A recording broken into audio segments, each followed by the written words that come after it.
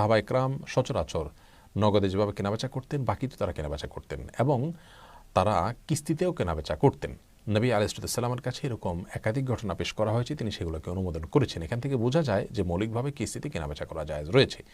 এখন সচরাচর যেটি আমরা দেখি আমাদের সমাজে, একটি পণ্য নগদে যে দামে বিক্রি করা হয়, বাকিতে বিশেষ করে কিস্তিতে যখন কেনা হয় তখন তার একটু বেশি দাম ধরা হয়। ধরুন একটি পণ্যের দাম 100 টাকা নগদে কিনলে, সেটা যখন কেউ 10টা কিস্তিতে পরিশোধ করছেন 10 টাকা করে এক একটা কিস্তিতে, তখন সেটার দাম 120 টাকা ধরা হয় এবং প্রতি কিস্তিতে 12 টাকা করে কিস্তি ধার্য করা হয়। তো এরকম অতিরিক্ত নিলে সেটি সুদ হবে কিনা? এর উত্তর হলো এটি সুদ হবে না এবং এ বিষয়ে বিশ্ববিখ্যাত স্কলারগণের ফতোয়া হলো যে এইভাবে বিক্রি করলে সেটি সুদের মধ্যে পড়বে না এবং এটি হারাম বা নিষিদ্ধ হবে না। কারণ নবী করিম সাল্লাল্লাহু আলাইহি সাল্লামের কাছে যখন কিস্তিতে কেনা বেচার কথা বলা হয়েছে তখন তিনি আর জানতে চাননি যে নগদের যে দাম সে